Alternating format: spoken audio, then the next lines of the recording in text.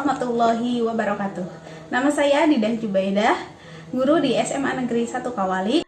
Nah, ketemu lagi dengan Ibu dalam materi kimia kelas 10. Nah, kali ini kita akan membahas tentang hukum gas ideal. Nah, sebelum memulai pelajaran, alangkah baiknya kita membacakan basmalah terlebih dahulu. Bismillahirrahmanirrahim. Nah, hukum gas ideal merupakan kombinasi dari hukum-hukum gas sederhana, yaitu hukum Boyle, kemudian hipotesis Avogadro, nah, kemudian ada hukum Charles. Nah, di mana hukum Boyle ini mengatakan pada suhu yang konstan, tekanan gas berbanding terbalik dengan volumenya dan menghasilkan persamaan sebagai berikut. V dikali P sama dengan K. Maksud V itu adalah tekanan, V adalah volume, K itu adalah konstanta. Nah, kemudian menurut hipotesis Avogadro, pada suhu dan tekanan yang konstan, volume gas berbanding lurus dengan jumlah molekulnya. Ini berkaitan dengan molnya, jadi menghasilkan persamaan yaitu V sama dengan atau volume sama dengan N itu adalah mol dikali K. Nah, kemudian yang terakhir, hukum Charles. Nah, hukum Charles ini mengemukakan bahwa pada tekanan yang konstan, nah, volume gas berbanding lurus dengan suhu dan menghasilkan V per T sama dengan K. Nah, maka dari semua ketiga hukum tersebut, hukum Boyle, hipotesis Avogadro, dan hukum Charles, maka kita dapat menentukan hukum gas ideal atau digabungkan dari ketiga persamaan tersebut. Nah, kita lihat dari hukum gas ideal. Nah, gas ideal merupakan gas teoritis yang terdiri dari partikel-partikel yang bergerak secara acak dan saling bertumbukan secara lenting sempurna, sehingga dianggap seolah-olah tidak saling berinteraksi antar partikel. Nah, di sini karena sempurna, jadi antara partikel dan partikel satu dengan yang partikel yang lain tidak saling berinteraksi, dikarenakan pada suhu dan tekanan yang tetap atau konstan. Nah, persamaan dari gas ideal. Nah, kita lihat persamaan dari gas ideal, yaitu sama dengan P dikali V sama dengan nRT, di mana P itu adalah tekanan, satuannya adalah atm. Nah, kita lihat, nah, keterangannya P itu sama dengan tekanan gas, jadi senyawanya harus dalam bentuk gas. Satuannya adalah atm. Kemudian T adalah suhu atau Kelvin. Jadi ketika nanti dalam soal dikatakannya dalam derajat Celcius, kalian harus mengkonversikannya antara yang Celcius diubah ke Kelvin atau dengan ditambahkan 273.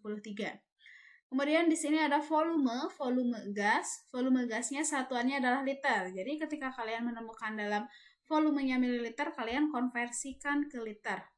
Kemudian ada N, jumlah partikel atau mol. Nah, di sini mol kalian telah mempelajarinya di materi sebelumnya. Materi sebelumnya kita telah mempelajari tentang mol. Dan yang terakhir ada R. R itu adalah tetapan gas. Nilainya adalah 0,082 liter kali atm per mol per Kelvin. Nah, jadi untuk R atau tetapan Raoult ini angkanya sudah pasti, nilainya adalah 0,082. Sebagai contoh soal, kita lihat. Nah, ini soalnya, suatu sampel gas hidrogen memiliki volume 8,56 liter pada suhu 0 derajat Celcius dan tekanan 1,5 atm. Pertanyaannya adalah, hitunglah mol hidrogen pada sampel ini. Diketahui bahwa di sini ada apa saja? Nah, ada volumenya 8,56 liter, sudah dalam liter, tidak usah dikonversi. kemudian suhunya pada suhu 0 derajat Celcius. Nah, untuk mengkonversikannya ke dalam Kelvin, maka kalian harus menambahkan 273. Jadi, suhunya adalah 273 Kelvin. Kemudian, untuk tekanannya 1,5 atm. Yaitu sudah tidak usah dikonversikan. Kemudian R itu sudah diketahui, meskipun tidak diketahui di dalam soal, R itu adalah tetapan yang pasti. Nah, ditanyakan apa? N itu adalah mol ya. Mol H2 kita akan lihat berapa nilai N-nya. Nah, untuk penyelesaiannya kita lihat rumus yang digunakan adalah V dikali P sama dengan N dikali R dikali T. Nah, karena kita yang akan dicari adalah N, maka rumus N adalah N sama dengan P dikali V per R dikali T. Nah, maka kita masukkan angka-angkanya. Kita lihat 1,5 atm itu adalah tekanannya, 8,56 itu adalah volumenya, 0,082 itu adalah R atau tetapan raw. Nah, kemudian suhunya adalah 273 Kelvin. Nah, didapatkan hasil N sama dengan 0,57 mol. Nah, ini untuk latihan soalnya silahkan dikerjakan. Nah, suatu gas oksigen mempunyai masanya 4 gram, maka tentukanlah volume pada gas tersebut dalam keadaan standar.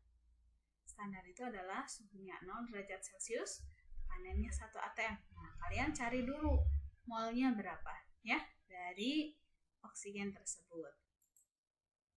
Kita lanjutkan ke materi konsentrasi larutan.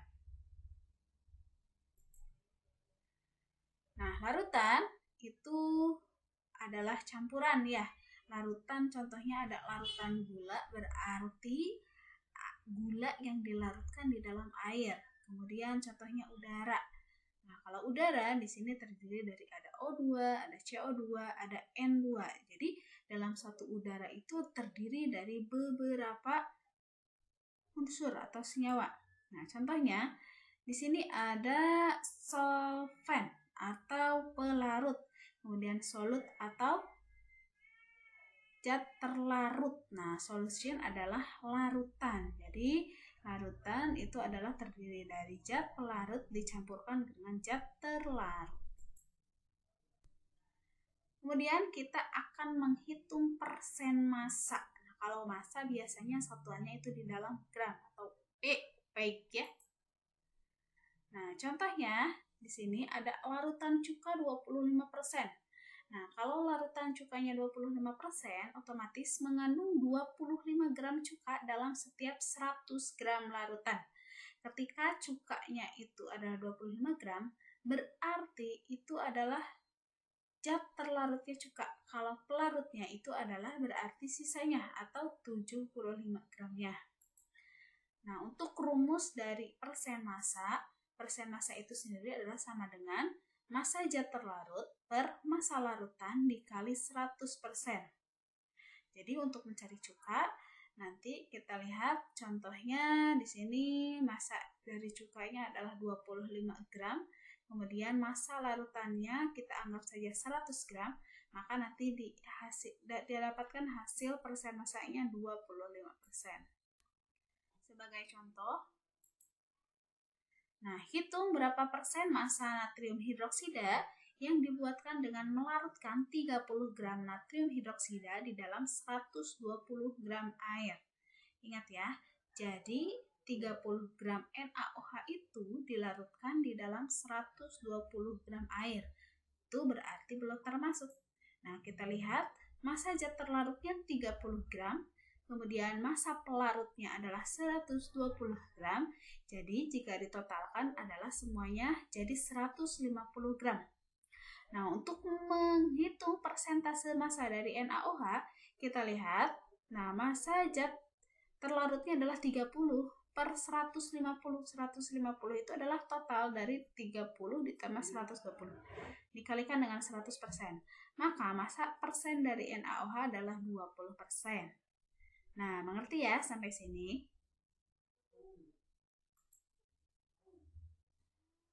kedua, yaitu persen volume. Bedanya dengan yang tadi hanya di satuannya saja. Kalau massa biasanya di dalam gram, kalau volume biasanya di dalam liter. Contohnya, kita lihat alkohol 70% mengandung 70 mili alkohol tiap 100 mili larutan. Jadi dalam 100 mili larutan terdapat 70 mili. Berarti kalau dalam 1000 larutan berarti terdapat 700 mili. Itu ya. Itu 70% itu tergantung berapa mili keseluruhannya. Nah, untuk rumusnya persen volume itu adalah volume zat terlarut per volume larutan dikali 100%. Nah, sebagai contoh di sini contoh soalnya kita lihat. Hitunglah persen volume 50 mili alkohol yang dilarutkan dalam 70 mili air. Jadi, kalian punya 50 mili alkohol dan punya airnya 70 mili.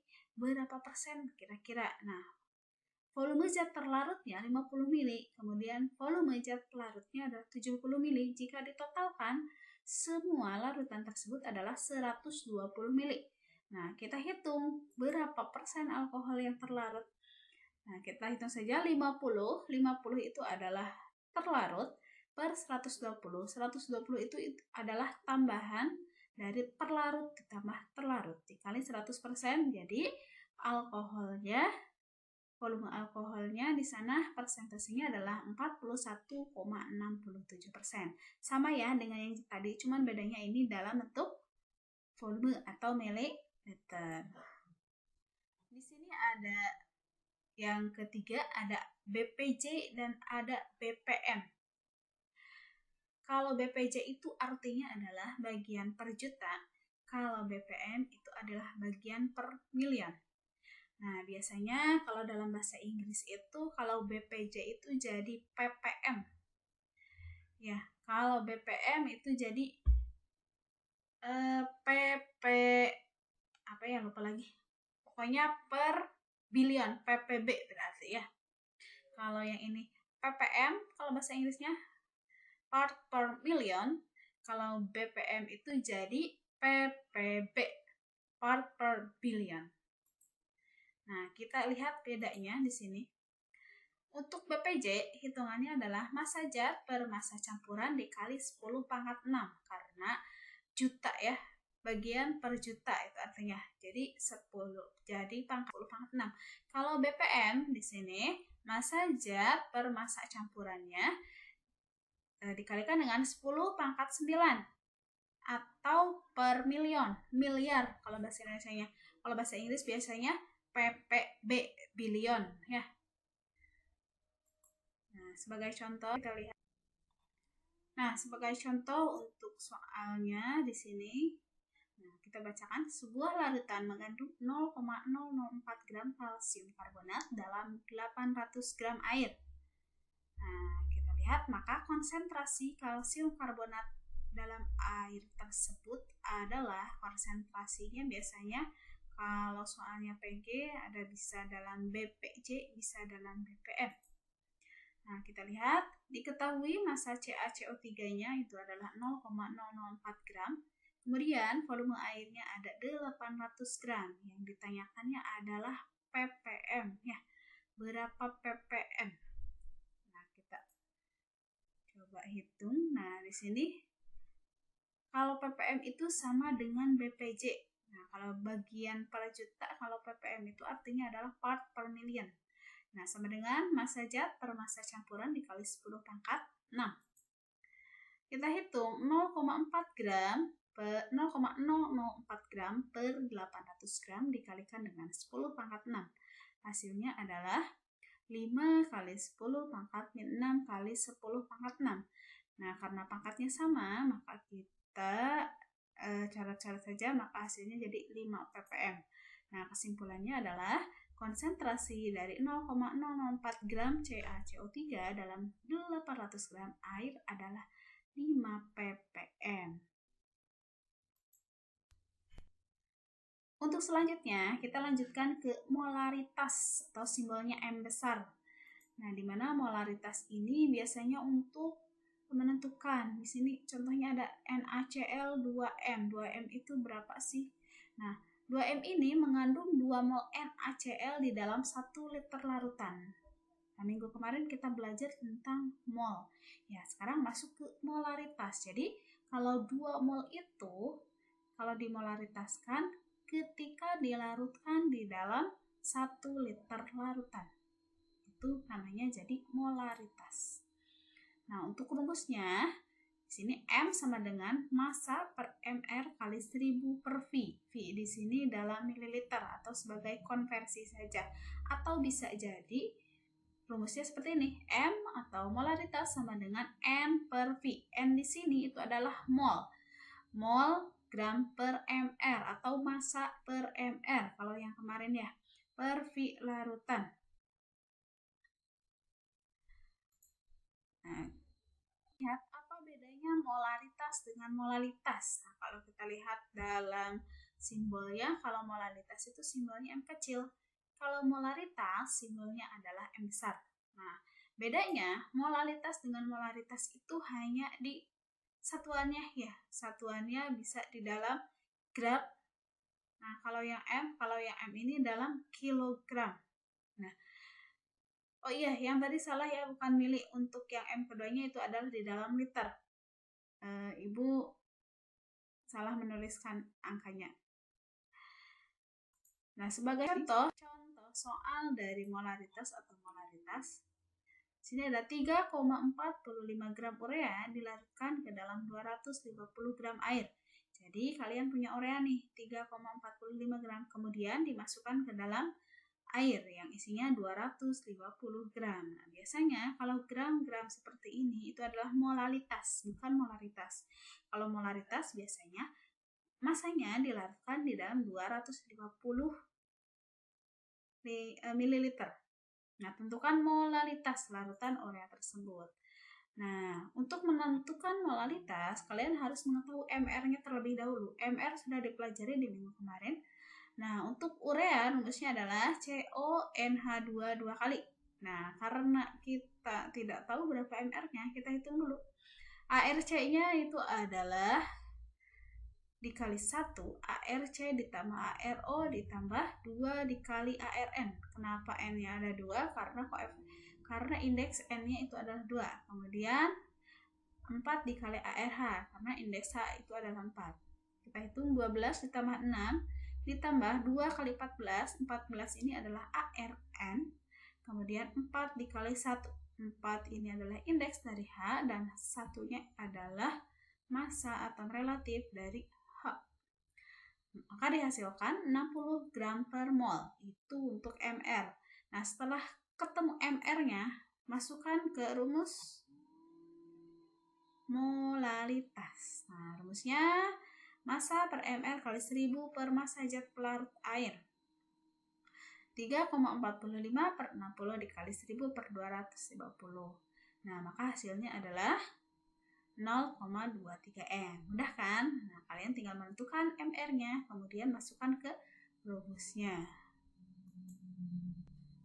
Nah, yang terakhir ini adalah tentang pengenceran larutan. Pengenceran larutan itu fungsinya itu untuk mengencerkan. Jadi ketika kalian punya larutan asam sulfat yang 4 molar, kemudian ingin diencerkan, maka kalian harus menambahkan air berapa? Nah, fungsinya untuk itu. Jadi, untuk bisa memperkecil larutan, memperkecil molaritas larutan, itu fungsi dari pengenceran. Rumusnya itu adalah M1 dikali V1 sama dengan M2 dikali V2. Dimana keterangannya adalah M1 adalah konsentrasi sebelum pengenceran. Nah, contohnya tadi sebelum pengencerannya adalah 4. Konsentrasinya 4M. Kemudian M2-nya konsentrasi setelah pengenceran. Pengenceran yang dihasilkannya berapa? Mau 2, boleh 3, yang penting di bawah 4, boleh 1, boleh 0,5 juga boleh. Kemudian V1-nya adalah volume sebelum pengenceran. Volumenya, contohnya kalian punya asam sulfat 4 molar dengan volumenya hanya 10 mili. Mau diencerkan menjadi 1 molar. Nah, kalian harus menambahkan berapa nih volumenya? Kemudian volume V2 adalah volume setelah pengenceran. Soalnya kita lihat Nah, untuk membuat 500 ml larutan asam sulfat 0,05 m di sini berarti karena untuk membuat berarti ini adalah setelah pengenceran. Setelah pengenceran dibutuhkan larutan H2SO4 5 m sebanyak berapa?